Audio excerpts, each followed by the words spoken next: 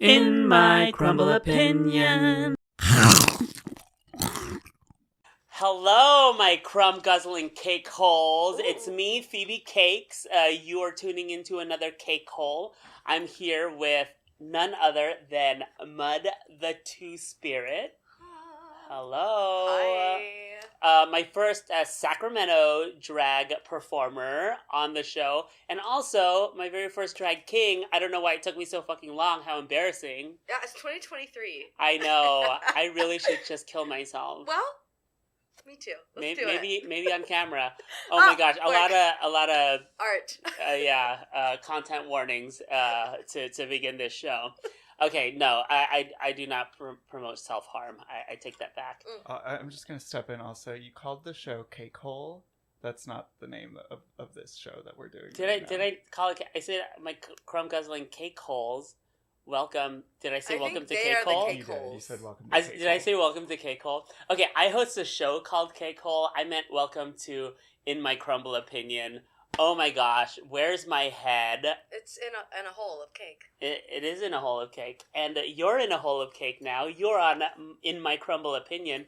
Who are we wearing? What are these shirts? The icon, the legend, the moment. The moment. Miss Nikki Jizz herself. Nikki Jizz. She is the moment. She did the thing, just like Angela Bassett did the thing.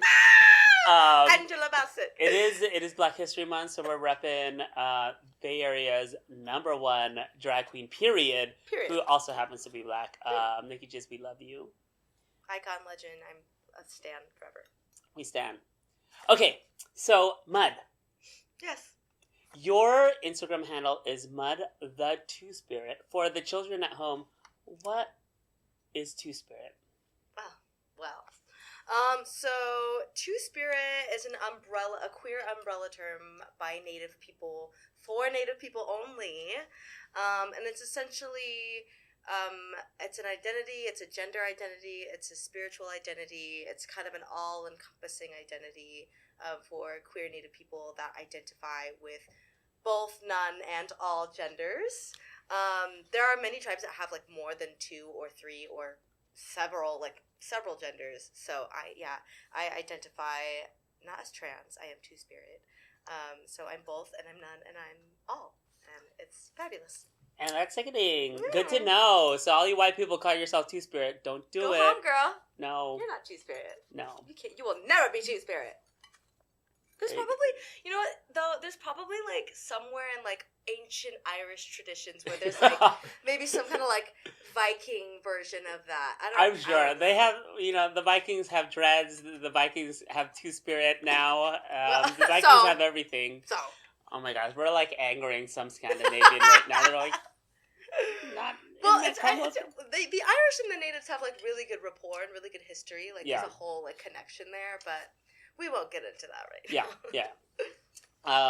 Well, what do you want to get into? You are our first Sacramento performer. What is the Sac scene like in comparison to San Francisco? Because you're here a lot now too. Well, we're actually in Oakland, so let me say Oakland, San Francisco. Oakland counts as the Bay Area in Sacramento terms. Okay. So there's like Valley Drag, which is like Stockton, Modesto, Vacaville, Sacramento. Like that, and then there's like Bay Area drag, which is like Oakland, San Francisco, San Jose, like that's all the same. Like you clumped San Jose into. Oh, interesting. I love that. Okay. The Sacramento scene is as compared to this scene. That was the question. Or just do you notice regional differences? Like I asked this question to Jaculation, who's from San Jose, and I don't know if she would clump San Jose with Oakland's San Francisco, but that's interesting that you do. I just want to hear your thoughts on local regional drag. Well, from what I have learned, because I've gotten the privilege and the opportunity to like travel and do drag, so like the drag scene in like Santa Cruz, for example, super camp, like super high camp, so good, such good drag. The drag in San Francisco is much more like artistic and more like there's like a underlying kind of like message behind it almost always. And then like Sacramento drag is more. I feel like Sacramento drag, because it's the capital, it's more like top 40 moments. Okay. What does the capital have to do with Because top it's 40? because it's a space that's for like corporate people. um, So like who comes to the clubs are Yeah. like it's Yeah. very that, and also the queer scene in Sacramento is a lot more condensed. It's a lot closer. We're a lot more close knit with each other, so it's like we have a different kind of rapport with each other than y'all do down here. Gotcha. And listen, don't sleep on Sacramento drag, y'all. Oh, absolutely Do not sleep on Sacramento drag. We no. have some icons in Sacramento. Absolutely. So when I was doing my face today, I was literally I had a side-by-side picture of you and Yaya. I was just like, going back Yes, and forth, you better like, work. Yaya's drag is sickening. I'm like living for the king moment, and I'm like, I want more of it, and I want it all the time. I want it in my mouth. Yeah. Have you streamed Knife on Spotify? Oh yeah, of course. On repeat, baby. It's okay, good. When you're ready for the remix, holler at me. We got extra verses ready for you. Yeah. Literally, I'm like a stan, but me and Yaya are also like very good Judies. Like we're very, very much besties. Like we FaceTime often. Oh, that's beautiful. I love that. We're so gay. That's gay. But like in a like friend way. Like in a platonic gay way. Do you have a drag nemesis? I don't know. Maybe. I don't know why I the don't question think so. popped in my head. I was like, drag nemesis. Because like you have a drag Judy, but I'm just like, do you have a drag enemy? Probably, and it's What's a gay enemy? It's the patriarchy. If the Judy's like a friend, then who's the enemy? Literally the patriarchy. The patriarchy. Of What was feud? Who were the two? It was, Joan Crawford and Betty Davis. Betty Davis. Yeah. Do you have a Betty Davis? Capitalism, Corporatism. land back, Black Lives Matter. So there you go. Period. Okay. How did you get your start in drag? How long have you been doing drag, I guess, is the first question. Okay, this is actually kind of an interesting journey. I started drag, like in theatrical spaces, actually. Not getting paid at all for it. So Bible study? Period. Come on, youth group. Come on, nativity scene. I started doing like cabarets and community shows, and I mostly was doing activism in drag. Okay. So a lot of the shows that I was a part of, what's grammar?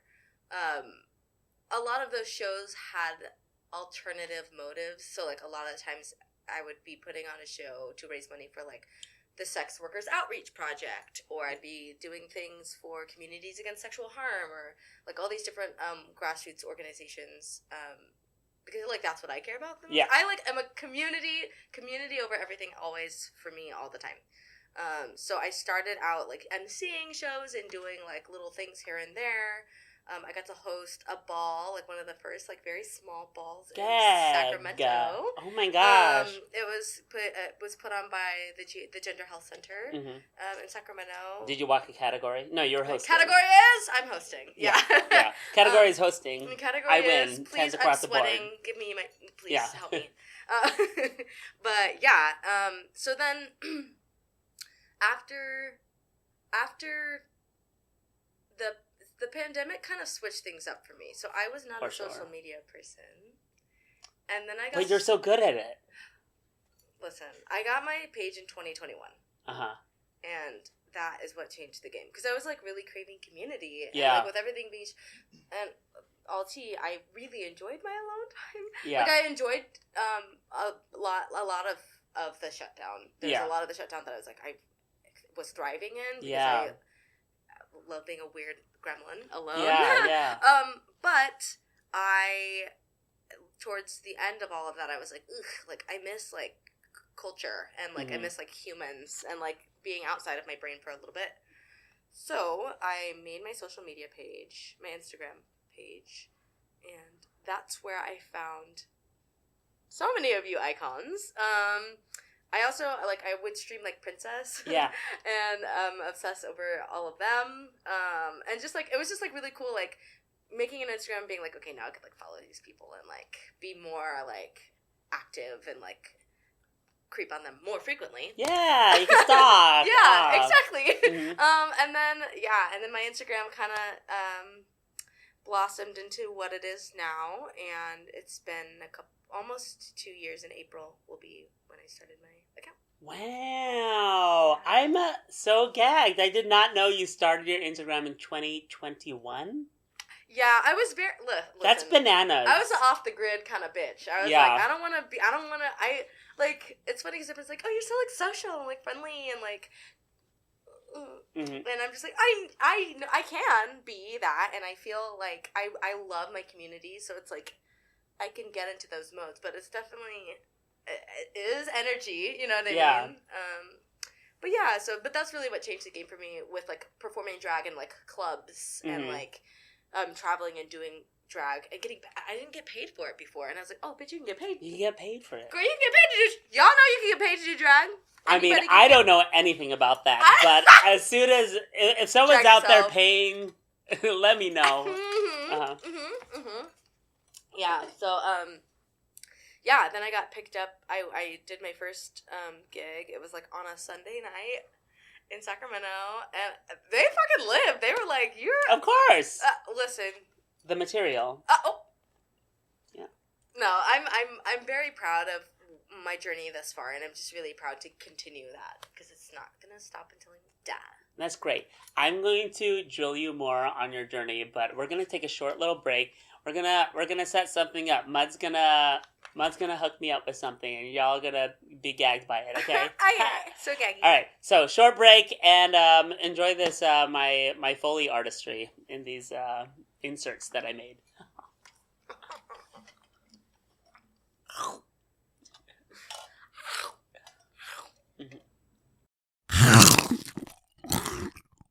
Welcome back! Oh my god! So if you couldn't guess by the tableau, Mud is gonna cut my hair. Oh my god, we're gonna shave it all off.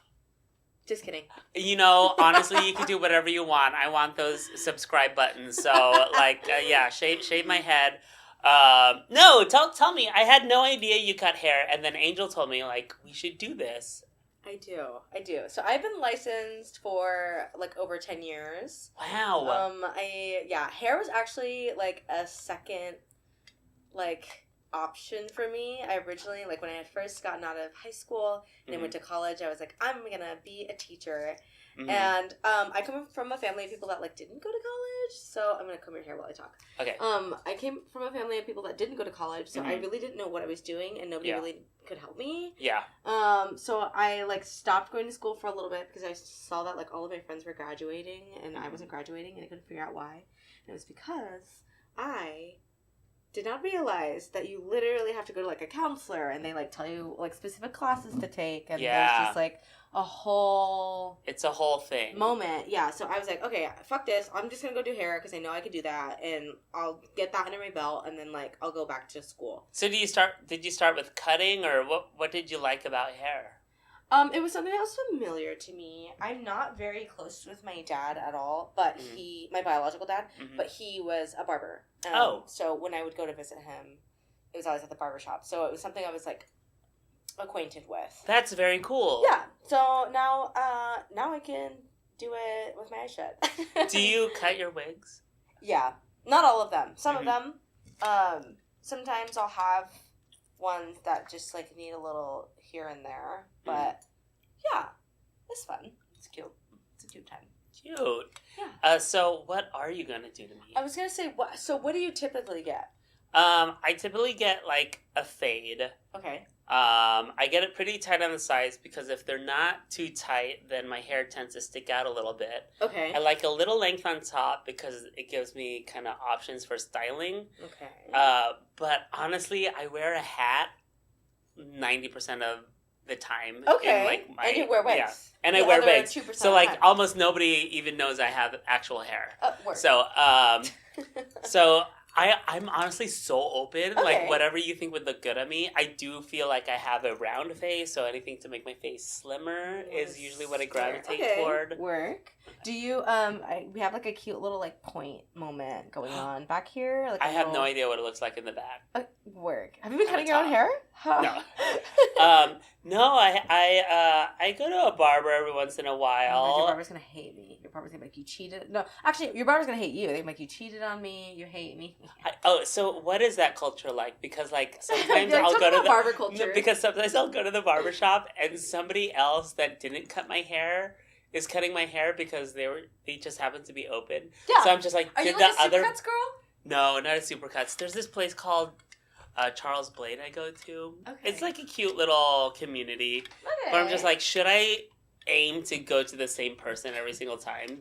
Do they get butt hurt? My thing is, I feel like somebody that is really truly talented and really truly good at their craft, like they're not gonna be butthurt if you go to somebody else because they know that they're a busy bitch. Yeah. Period.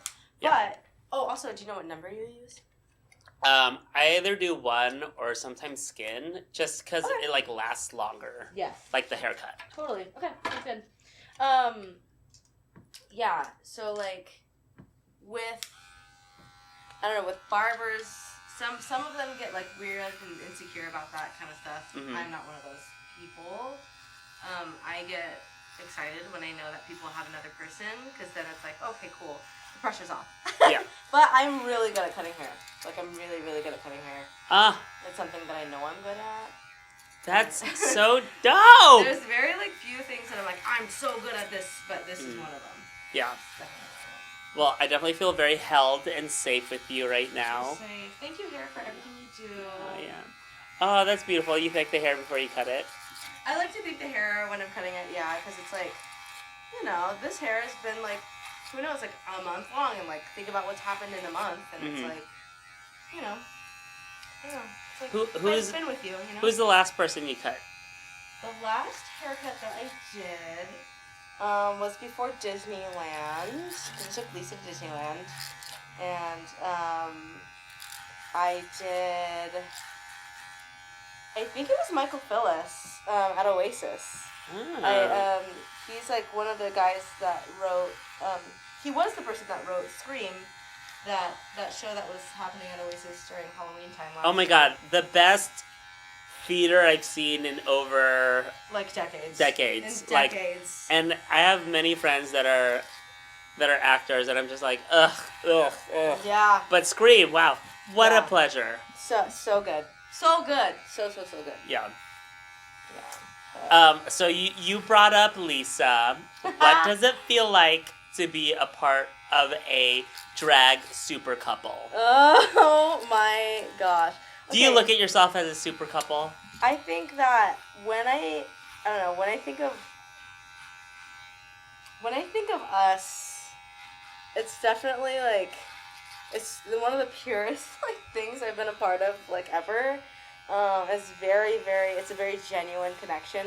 It's funny too because it's like we're both drag artists, right? Mm-hmm. Like we both do drag, and so a lot of people see us as our drag personas. Yeah. In the relationship, but it's much more intimate than that. It's much safer than that. It's much realer than that. Yeah. Like our drag is, yes, we both love the art form.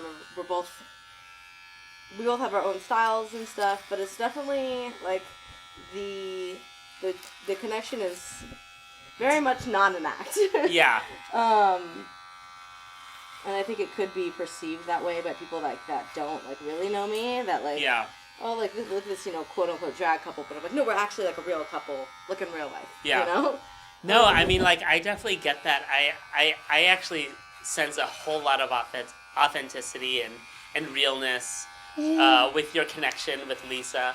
And it's really beautiful that, you know, you get to express some of that reality and some of that truth through drag. Yeah. Because it is beautiful when you do drag together and Yeah. you do numbers together and you coordinate looks together. It just makes the connection all the more. Thank you. It's fun. It's really, really fun. This is the first person that I've ever dated that also does drag. Yeah. And that does drag in a way that I'm impressed by. Like they inspire me and they impress me. I mean, before I'm Elisa's Frankenstein partner, I'm Elisa Frankenstein stan. Like, yeah. Tell me about that. Stan. So you mentioned watching Princess during the pandemic. Mm-hmm. Was that your introduction to Lisa Frankenstein? It was, yeah. And then I was in this drag competition. It was 8 weeks long. It was super hard.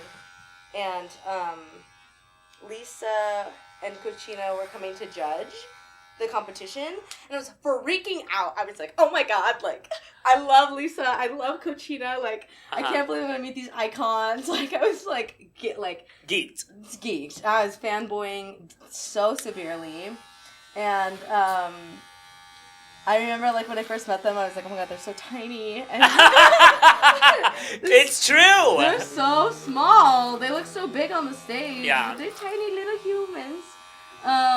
And then I, literally that night, the night that I met them, they, were, like, talking about, like, what they liked, and they were talking about, like, how they felt about my performance. And Lisa was like, I honestly don't have any real strong critiques, but I would love to take you on a date sometime in front of, like, hundreds of people. And I was just like, ah! Oh my like, god! You're Lisa! Like, in my brain, I was just like, this is crazy. You said this was an 8-week competition? It was an 8-week competition. It was so intense. What night of the week, or which week was this proposal? They were doing, it was Gaga night. And it was, I want to say it was like the 5th or 6th week in the competition. So you did a Gaga song. Hell yeah, I did. What Gaga song was it? I did the song Aura from Art Pop. Oh yeah. I have like a whole bit to that song now, and it's become kind of like a trademark moment for me.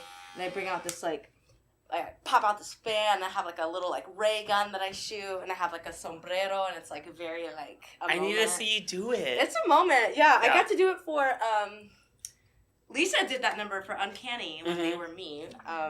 When we did Uncanny. Oh, yes, and yes, then yes. I got to perform that number for, it was the Native American Heritage Month. Sorry, I'm just like letting that sink in. That's so cute for Uncanny. So if you don't know what Uncanny is, it's a drag swap show. It's crazy. It's really cute. Lisa and literally, nobody Lisa can tell and the Mud difference. But like, Lisa did the first number they ever saw you do. That is so beautiful. I know.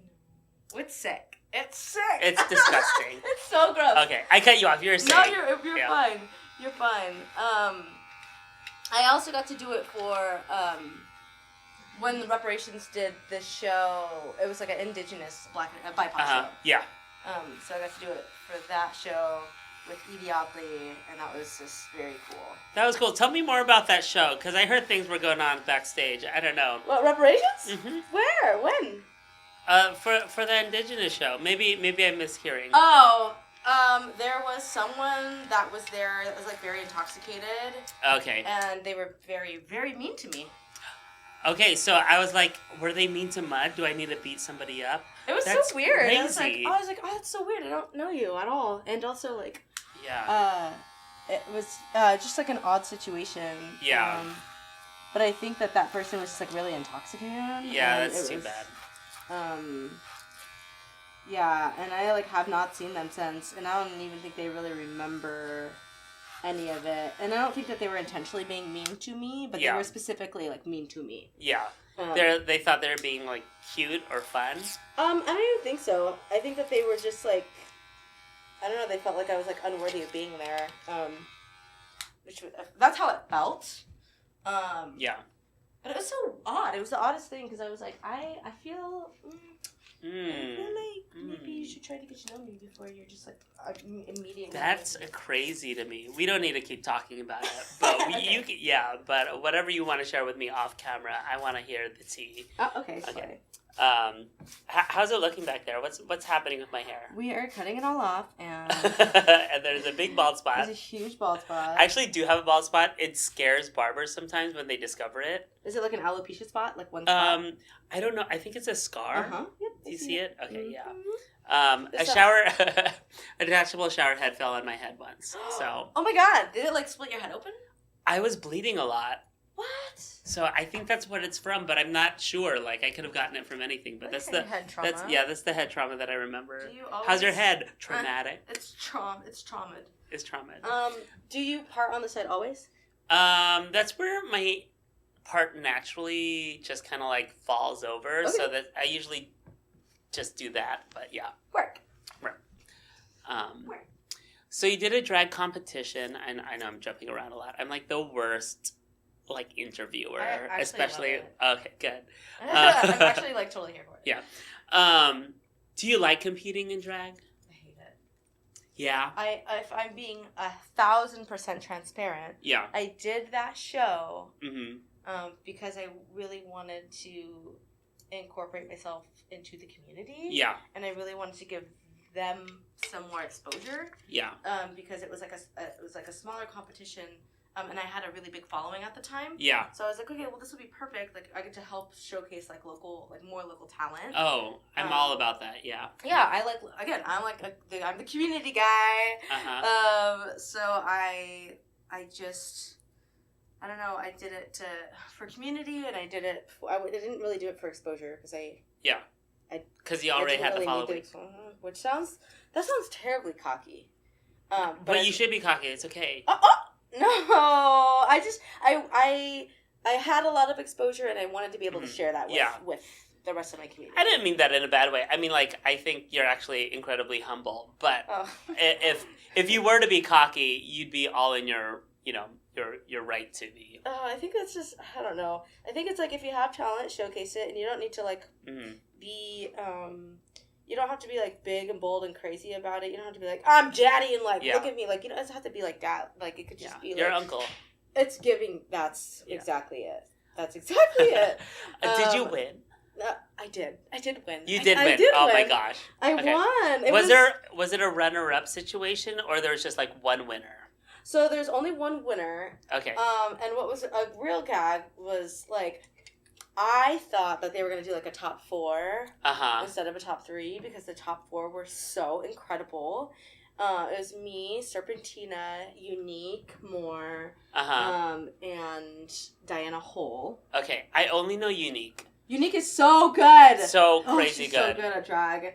All of them are so good at drag. I feel like Serpentine, that sounds like familiar. Okay, so Serpentina is insanely gifted. Mm-hmm. She makes a lot of her own stuff. She's extremely like multifaceted. Mm-hmm. She's super weird. And I don't know, I'm obsessed with her. I feel like she is the moment. Mm-hmm. And I feel like if she traveled more and got out there more, she would be even more like, people would just like eat her up. Yeah. Like, wherever she would go. She's so great. But she is a little Sacramento honey. Mm-hmm. But there's a lot of drag queens in Sacramento that I totally admire. And there's a very cool, like very niche group of kings as well in Sacramento. Dope. But it's not like, they're not like kings here. Like, you know, like kings are very much like kind of all intertwined with each other's like things. Mm-hmm. I feel like kings in Sacramento are more like islandy, and they kind of all float on their own islands. Yeah. And like, that's hard because I'm like, that is hard. Like, let's do more king things together, but also, is there a king show in Sacramento? There used to be a king show, because like isn't that a basketball group, the Sacramento Kings? Like, exactly. Hello, you could like, you're setting yourself up. Yeah. Yeah, they're so. I know sports. Yeah. You're so straight. Oh my god. I know. Oh my god. Are you one of them straights? Yeah. Hey Trey. I'm a drag king. Hey. Oh. Yeah. What's your drag king name? Manila Abolish Ice. Work. That's cunt. That's cunt. So there used to be like a once a month drag king show that happened at Badlands. And there was. Do we like Badlands? Do we like Badlands? I personally have good rapport with Badlands, but there's a lot of people that don't, unfortunately. Yeah. Again, it comes down to, like, smaller communities and more, like, difficult traumas within the community. I'm still pretty, like, new to that community in the sense that I've only been there for a couple of years. Mm-hmm. But from what I've learned is, like, there's so much history and there's so much, like, text to every space. But the problem is every space is only like a few spaces in Sacramento. Yeah. There's not a ton of spaces for drag in Sacramento. There's the two like main clubs are like Faces and Badlands. Yeah. And then there are now like more like pop-up shows. There's one called the Aviary, the Darling Aviary show, and that's at this really cool like bird themed bar. Okay. It's like so cunt. And then there's a show called Hibiscus, and that's at this place called the Flamingo House, which again is like a straight bar, but it's called Flamingo House, and the house is like pink, and it's like very You know, sometimes straight people have the cutest shit, Mhm, and I'm like, just nah, like, this is no, weird. there's a gay behind this. What is going on? It's very that. Yeah. So, I mean, I think slowly but surely there's more spaces that are becoming more prominent in Sacramento, and there's more people leading the way for those things. That's great. Which is really cool. Badlands is one of the oldest ones, and it has a lot of, like, the staples of Sacramento that are also, I mean, people that have a lot of their own very rich history within the community. Right? Yeah. So, you know, it's kind of give and take. I personally have pretty good rapport with... I think with everybody. I mean, if there's somebody that has a problem with me, I would hope that they would be able to address me about it and be cool about it. But, I mean, thus far, I am very much... I really love my community, my tiny little community. And I'm always trying to get them to come out here because I'm like, you guys, there's so much more. Oh, yeah. So I much mean, more like, than honestly, Sac. you give me a list of names. I'll try to book them for whatever I'm booking for. Listen. Because I love the Sacramento drag scene so much. Yeah, it's really, really cute. And it's, I mean, this really, truly, there is some good drag there. Oh. It's a lot of great drag. Obviously, case in point, right here. Stop. Thank you. I feel like there are lots of areas where I think we can grow as a community, as a drag community. One of the biggest ones being like our communication. Yeah. But I mean, honestly, everybody's sickening. Everybody's really, really, really good. So, yeah. Sorry. Angel just held up a card and said that we should take a break. So let's take a short break. We're gonna reset and continue this really cute conversation. Oh my god, thank you. Work, yeah, thank you. Work.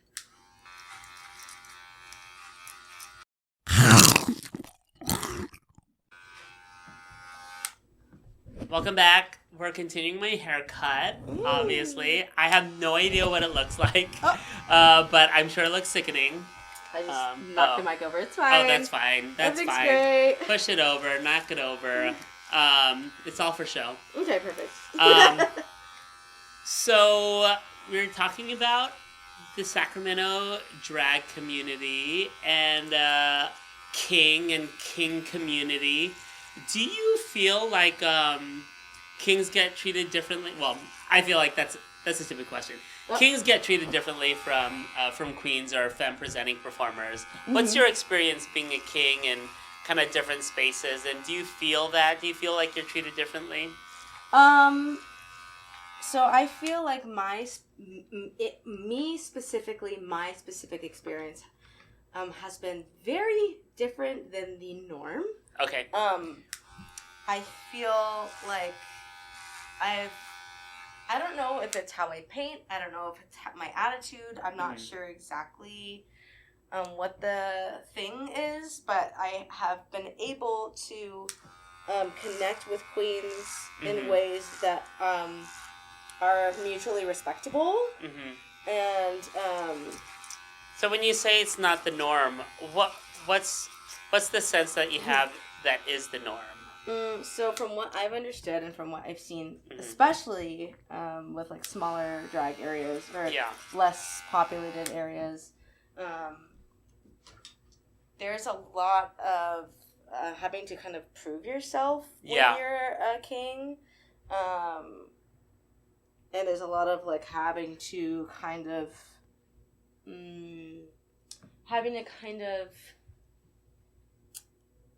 make, I don't know, kind of like suck a queen's dick a little bit. You know what I gotcha. mean? Like placate the queens there. And it's also one of those things where you have to. There's a lot of like hierarchy weirdness. Yeah. Which is also like this weird thing. So I don't know. I feel like I didn't have to do a ton of. Whereas commonly that is the case. Yeah. Which is really unfortunate. But I think like part of me has this like understanding of like knowing like your queer elders, right? Like and respecting like the spaces that these people have created for us. But at the same time, like there's like this sense of like gatekeeping that I'm not a big fan of. Because if you're gatekeeping, you're not giving room for change. You're not giving room for growth. You're kind of staying stagnant. And I think that's with like a lot of cultures, right? Like we want to preserve our culture, but like if you're not sharing it, then how is our culture going to be enriched? It's complicated. It's very complicated.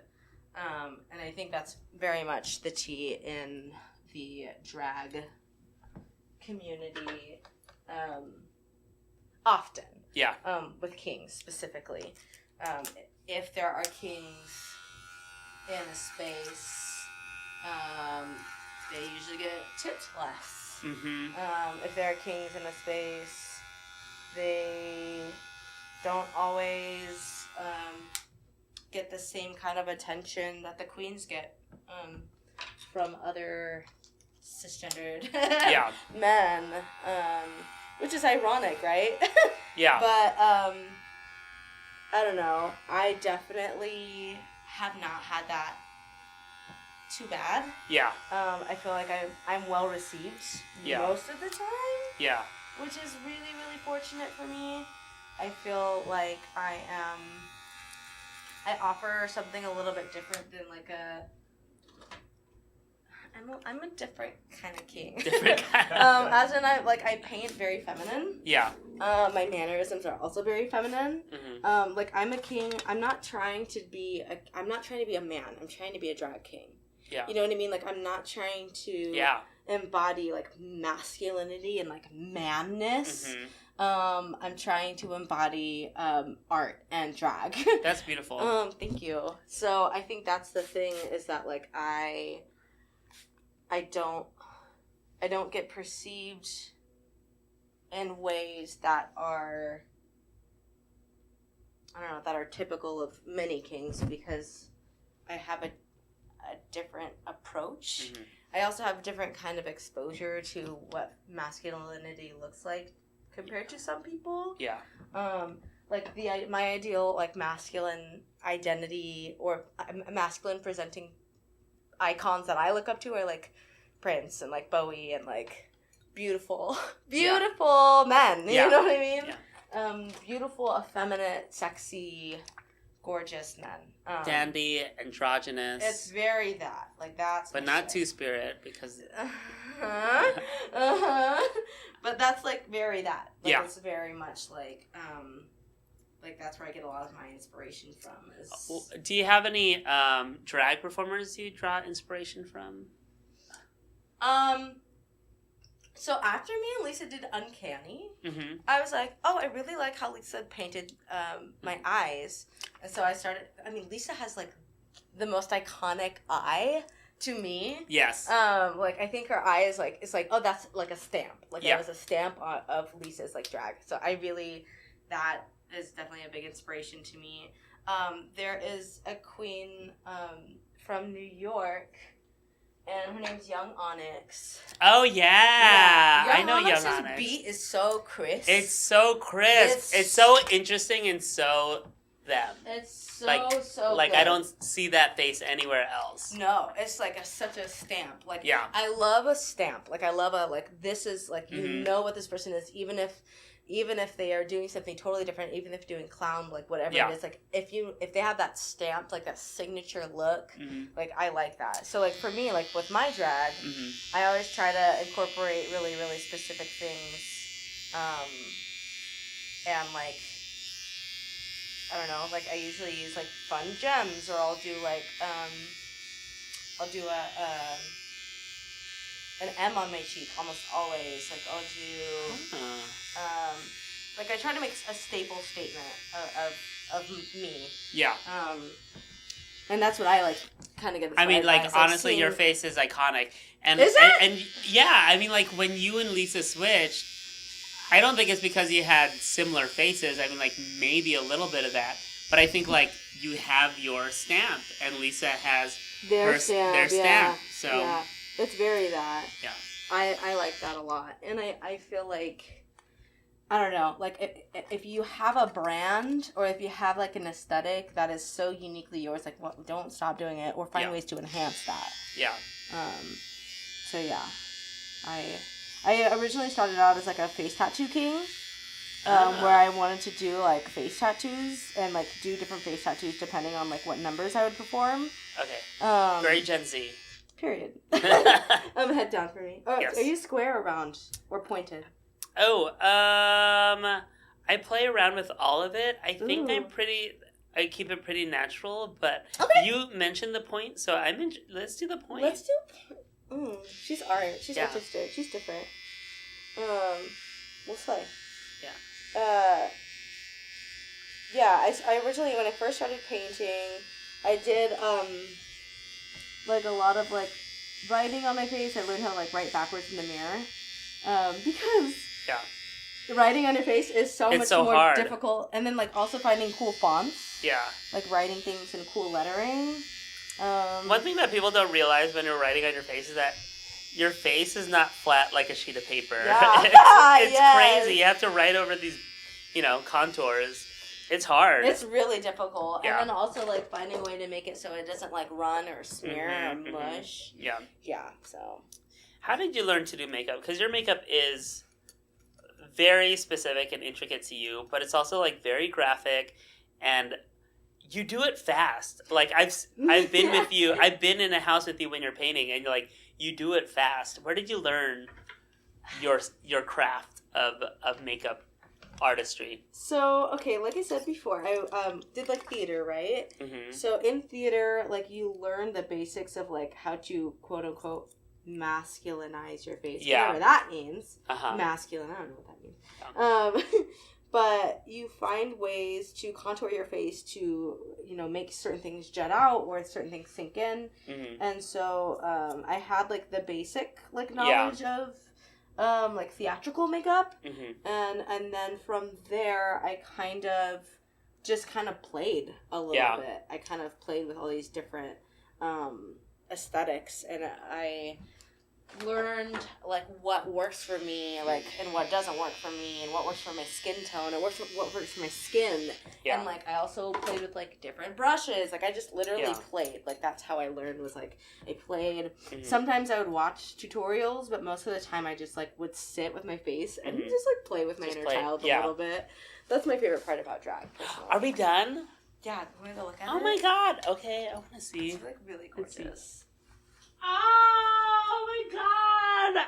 Thank you! What a stud! Mwah. Mwah. Oh, this is so good. It's so good. Okay, we're gonna take a short little break. Oh my god.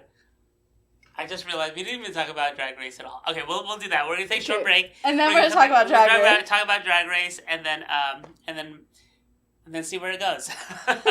We'll see. Thanks so much. Yeah, you're welcome.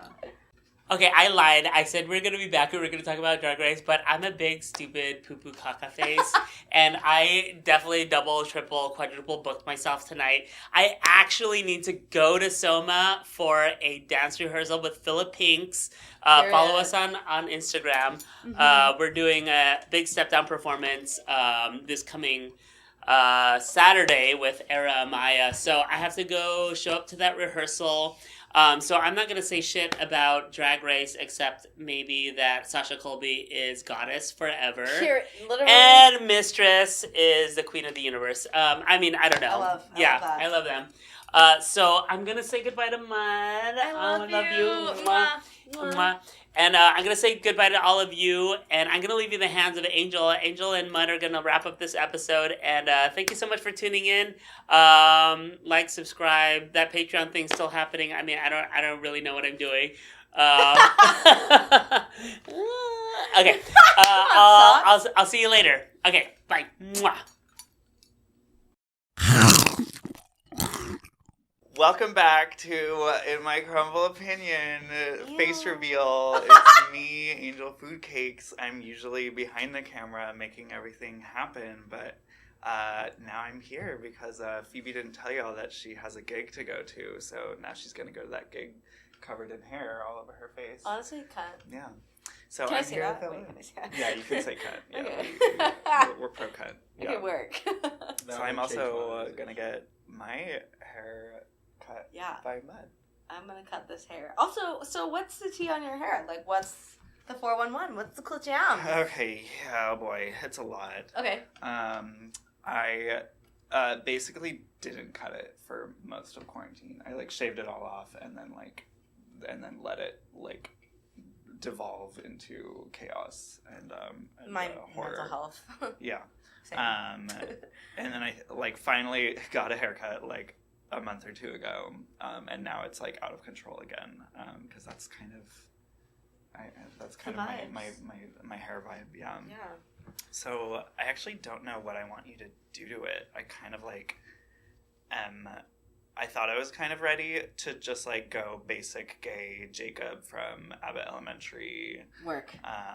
But anyone could do that, and it's not every day I have Mud the Two-Spirit cutting my hair, so I'm also just kind of want you to actually just do whatever you think is cool and special. Okay. Are you a styling girl? Do you like to do your hair when it is cut, or do you like to wake up and live your fantasy? And I wake up and live my fantasy. I'm very lazy. That's the number one thing to know about me. Do you like your ears showing? I love my ears. Yes. Okay. And I love to show them. Love my ears. Love to show them. Do you? How about? Is there anything specific that you don't want? Probably not box braids because racism. Yeah. Right, but Yeah. No. There's nothing that I won't be offended by anything. Okay. All right. Well, so this is having a person that's I'll do whatever. Some hairstylists are I fucking hate this. I don't want that. Well, I need you to give me something specific. Yeah, I wouldn't do that if you were a stranger that I didn't know, But a friend, I'm you trust me? I feel comfortable putting that burden on you, You trust me? But I trust you. Yes, I do. Okay, cool. Let me look at your face. Okay. It's just transitioned You have to Sweeney Todd. Gorgeous jaw. And you do have cute ears. Yeah. I know. I'm gonna pull all your hair back right in front of this camera. Okay. Oh, here we go. All right. It's gonna be great. All right. And while you do that, we're also going to roll into our RuPaul's Drag Race discussion. Yeah. This is RuPaul's Drag Race season 15. Yes. Episode, I don't know. I think it's 7. 7? Sure. Oh wait, okay, this is episode 7, so that's kind of cool. Oh, are we? I'll look. Oh, no, that's true. The first episode of Crumble was the first episode of this season of Drag Race. So it's I love season that. 7 of, So it's or episode 7 of Drag Race. It's 11:11 every time. Oh, also for the viewers, that. this is usually I'm the voice of God on the microphone, but I am in front of the camera now, so Aristotle has taken over as the voice of the devil. Yes. Period. Thank you, hair, for all you do. I love that. So it was the Lip Sync Lollapalooza episode of Drag Race. How do you feel about that episode in general? Okay. That structure. I feel like I got my life, first of all. I also feel like I have never not loved Sasha Colby. That lip sync. That lip sync was incredible. It was incredible. It was incredible and insane. I can't even begin to explain to you how hard it was for me to hold in screaming "Mother!" every 5 seconds. It was crazy. So good. And so perfect. There are incredible Sasha Colby performances available to stream on YouTube from over the course of years. And so we know that she's capable of it, but this one she did on this episode was a top tier Sasha Colby. Her ponytail Can we just her little like everything was like everything Outrageous. was like everything was everything. Yeah. Period. And like never... not to take away from Anitra, but like I couldn't tell you a single thing she did because my eyes were fixed on Sasha Colby. Oh, I was watching both for sure. I've never seen a performer as in charge of their own hair. Like across all those performances that you see on YouTube, like her Continental performance and all that. Mm-hmm. She just knows exactly how the hair is going to hit, is unflummoxed when it's in front because it just adds to the drama, and then she effortlessly gets it out. It's like, holy cow. It's incredible. It's an articulated, it's a third arm. It's a science. It's a third... Honey, it is giving limb, body part. Yep, 100%. You know what? Maybe I might. Oh, I hope I don't get canceled for this. But Lucy LaDuca and versus Spice. I was like, ew. It was a pass. Both of them. It was a pass. pass. Both of them go home. They should have kept both Anitra and Sasha, and then had like Lucy, and it was just like she was like, I ate that lip sync. I said, girl, you went up against Spice. It was like not good. Did you God watch love Untucked? her. I love Spice. What? Did you watch Untucked? No, I didn't. So I don't have access to Untucked. The girls called Lucy out on that, and it's like, oh, so why did you pick Spice? Mistress Isabel Brooks is such an icon. Oh, fully. She's incredible. She went backstage after winning her lip sync against Jax, and the girls were kind of like, oh, I thought Jax won. And Mistress Isabel Brooks did not miss a beat. Said, I don't care. She was like, get your eyes checked. Yeah, and let's talk about what you all did. Because actually... Because actually, I went in for a challenge. Who was the first lip sync? Because it was Malaysia versus Marsha, which I also thought was like a lackluster lip sync overall. Mm-hmm. Like Marsha was, given the Marsha was serving. She was dancing the house They down. said, "Oh, they've never seen me." But you know what? I was like, "Bitches, y'all forgot about her ballet routine. Mm-hmm. Y'all really slept on Marsha the with little that ballet flip, routine." Yeah. But like it definitely was not one of the standout performances of the night. Because I think the ones that were the best, Sasha Colby, I thought Mistress Isabel Brooks like ate that lip sync against Jax. Mm-hmm. And it's about like connecting to the song and like the musicality of it. I will say I did not think it was Jax's time to go home yet. I didn't think that it was her time yet. But like obviously like circumstantially that was not the case. But I'm just like, damn. Like, so I had the pleasure and the honor of meeting Jax last year when I went to New York with Princess. Oh. And obsessed with her as soon as I met her. And then she came to Reparations and she watched me and she was like, I'm obsessed with you. And I was like, I'm gonna... dying. But she is just like such a lovely human also, like outside of all of the talent. She's also just like kind. And she's like the same size as you, right? Yeah, fully.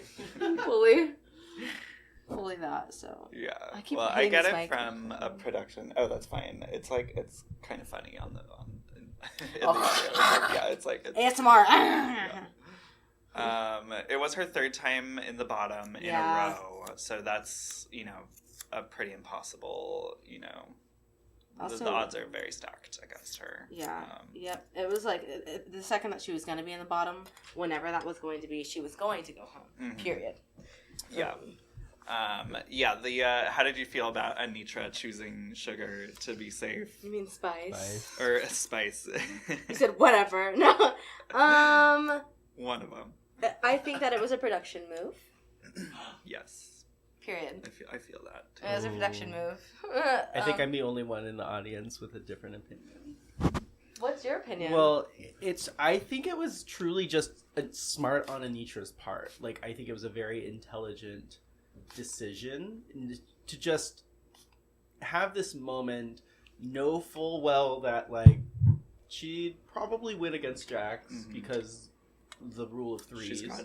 She's got not a guarantee, but like a strong sort of probabilistic advantage. And she just looks great. Like she's one of the queens that is very aware that the drag race fandom, for better or worse, is watching and is playing that off to her advantage. So like now, no matter what, like that moment cements her. No matter if she wins the season or not. Ultimately. But don't you think that rolls into production? Are you saying the producers Anitra told her to do it, is or a producer. that she exactly? Anitra knows good Anitra TV. is producing. Was she produced, or is she producing? Was she producing? Is she? Yeah, right.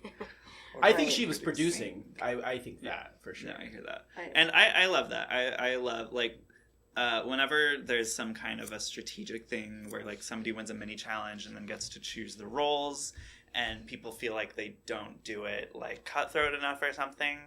I always appreciate that because it's like, well, the person doing this is aware that they also have to watch this TV show after this is all done. And they are also invested in making a good TV show because the better it is, the better, you know, the more they're cemented. When Spice was like, haha, she doesn't know the words. And I was like, I also don't know the words. And there you go, Spice. Like, this is end of the day, an icon. she makes good TV. She makes good TV. She makes good TV. That's the thing. And now they're part of MTV. You know what I mean? So yeah, you gotta play the game. It's the big leagues. You gotta play the game.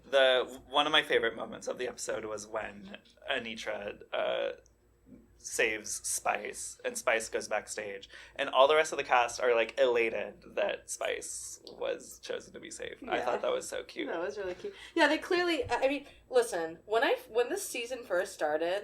And they introduced the twins, and then I found out that the twins literally don't do drag outside of TikTok. Like, they don't perform.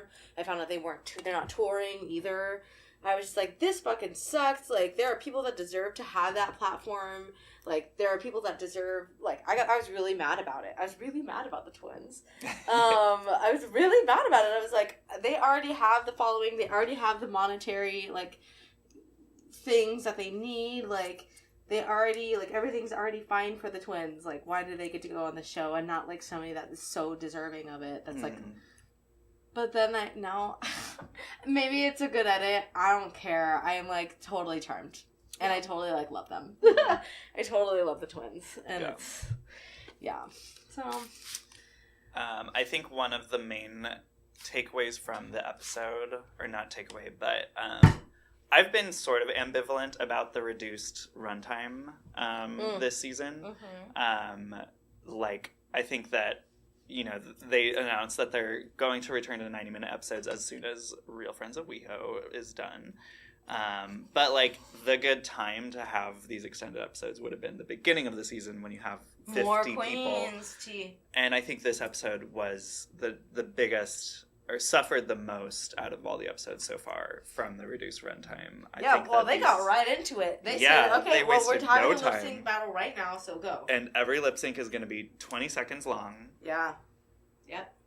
I wonder, thinking back to, like, production, I wonder, like, do these queens have to learn all of those songs? And how much time do they have to learn them? I think so. Because I heard through the grapevine that some queens get less time than other queens to, like, prep and stuff like that. Interesting. Well, I believe they get a playlist as part of, you know, when they're cast, part of the preparation materials. You know, you get a list of, like, looks to prepare for, you know, themes for looks, and you also get a playlist that has, like, all the songs that you may need to lip sync to. So my guess is that, like, they don't necessarily know which ones are going to be in the Lollapalooza. There's just this jumbo playlist of songs. Yeah. Wild. Ugh. I think, like, one thing about the Lollapalooza is that last season it felt earned in the sense that, like, y'all did so bad, we're going to do this lip sync battle royale. This season, it's almost like it's getting shoehorned just because it was successful. A little bit of that. And I don't know. I'm glad it's happening. I think that the format needs to be less fight for your life themed, I guess. Maybe. Well, yeah, I think you're right. Like, last season, it was a punishment. Yeah. And I think that really worked. This season, they just chose to do it, and then they also chose to do it when... Anytime something's tournament style, it's supposed to be, like... there should be a number of competitors that's, like, a number divisible by 4 so that it reduces down to 2 in the end. And so there were these, like... There was a 3-way lip sync, which I thought Lux, like, was... That was, like, a surprise of the night. She, like, really did stand out, I thought, against Anitra and Jax, which was incredible. Yeah. But then it was also then came down to 3 in the end. So a lot of producing had to go into it. It all seemed a little silly. But all worth it for that Sasha Colby. Oh my god, that Sasha Colby lip sync. I think, well, and that's the thing, when you think about it at the end of the day, like, when we see drag in person, in real life, like, we see, that's what we see. We don't see all these, like, we don't watch Snatch Game in person. We don't watch, like, you know what I mean? Like, it's completely, like, that's what we love. That's what we love the most. Mm-hmm. And that's what these queens do the most of. So, like, let's see them do what we know a queen for. Maybe one day we'll know a king for. Who knows? Oh, yes. Well, that, like, kind of takes me to my last question for this Drag Race discussion. Which song would you never lose to if you were doing a lip sync competition? Which song would you find out you were doing and be like, there's no way I can lose this? I want to say anything Prince. I know Prince. I know Prince. I feel Prince. And, like, if other people do Prince, slay, but they don't do it like how I do it. And I think that... Then love you like I love you. Period. Nothing compares to you. Yeah. See what I did there? I love Sinead O'Connor. Period. Wow. Well, bye. This is the best episode. Bye. No. Famous Two-Spirit, Irish Two-Spirit, Sinead O'Connor. Sinead O'Connor, the Irish Two-Spirit. Cancelled. I'm doing something very, very, very queer, and I hope that... Ooh. Is it a mullet? Pretty close. Pretty similar, but kind of different. It's gonna be kind of mullet. Kind of mullet. Mullet-esque. Yeah, mullet-esque. I think you're gonna like it. Mulletish. Cute. It's gonna be like, you'll see. Well, my answer, song I would not lose to, I actually don't know. I did not think of an answer before I asked you. So I'm gonna say "Stars Are Blind" by Paris Hilton. Work. I would have said that for you. Yeah. And I'm if you want, obsessed with.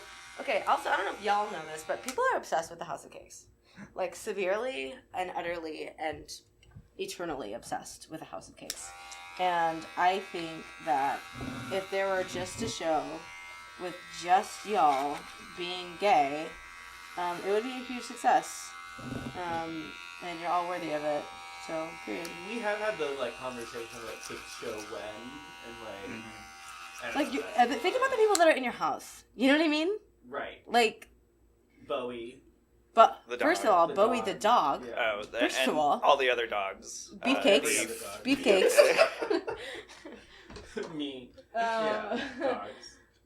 I'm just saying. Very sweet. I'm just saying, y'all are. Well, I'm gonna say this, and I don't know if Phoebe's gonna watch this or not, but one thing that I kind of want to figure out is how do we do a night of 1,000 Phoebes? Oh yeah. Because there's I would love to just have a night where people just do Phoebe tribute numbers, because I know the number I would do. That's cute. What would you do? Oh, I would do her orchestral Taylor Swift. It's something bad. Cynthia Erivo, yes. And I can't remember who the other singer is, but it's a lovely cover. With the cello and the burning and the witch. Yeah, that's good. I want to do more weird shit with my drag and do more avant-garde stuff. I want to be like weird. Suda. That's what I want. Yeah. I want to be like House of Rude in general. Oh my god. Jillian Narling. I'm obsessed. I am obsessed with Hollywood, Texas, and Jillian Narling. Oh my god. I'm talk about the powerhouse of ever a life. Drag power couple. I stand them so severely and so hard. So obsessed with that. Okay, so we're gonna take a break. We're gonna reset our whole thing. During this break, we're gonna. This is it. The episode's over for you bitches. Oh. But if you subscribe to Patreon, you can catch more of our discussion here, because there's going to be an exclusive where we talk about more stuff. So specific. Yeah, stick around. Stay tuned. Magic mystery. Love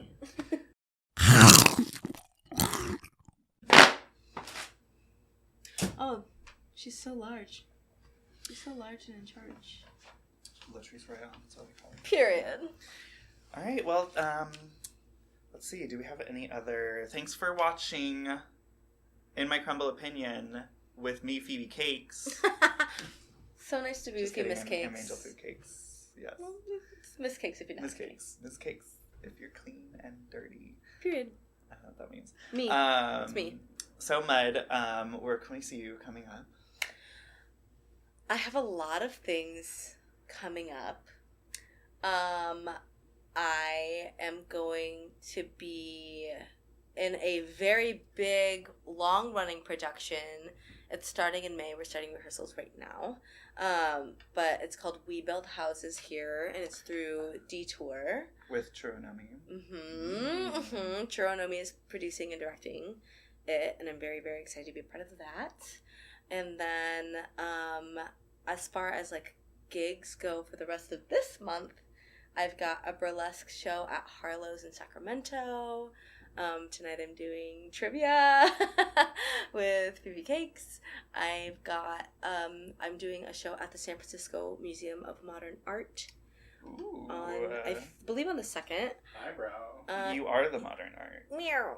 That's me. And I'll be hosting a gala pretty soon. Ooh. Don't remember where that is right now because there's a lot. But there's a lot of things that I'm doing. And I keep things updated on my Instagram stories. If you would like to follow me, you don't have to. But if you'd like to, my Instagram handle is Mud2Spirit, all one word, MUDDTHETWOSPIRIT. Period. Great. That's incredible. What about you? What do you got going on? For me, if you want to see me lip sync to Stars Are Blind by Paris Hilton, spoiler alert, you can come to Rollin' with the Homos' 2-year anniversary this Sunday, February 26th or something, at Oakland Township Commons. It's going to be an incredible show hosted by Nikki Jiz and Mama Celeste. We've been doing it for 2 years. It's the best thing ever. It is. And then Phoebe has some cool stuff coming up. She is doing the Port Bar on Friday, Drag Race viewing party with Lux Noir London. And then she is hosting Princess on Saturday, March 4th, with RMIRE. So stunning. Tune into those. And we will be back next week with an exclusive guest. It's going to be pretty fun. I'm excited. We also might have a visiting Cakes who might make an appearance. Ooh! So tune in. We'll see you next week. Mwah! Thanks for having me. Of course. Thanks for doing this. Yeah, this is really fun. Thanks for cutting our hair. You look so stunning. That's so cute. Stunnalingus. I love it. Work. I have to clean up all this hair that we got all over the carpet. Well, good luck. Yeah. Welcome to my life. Yeah, Welcome to hell. Yeah. Welcome to my island. Bye. In my crumble opinion.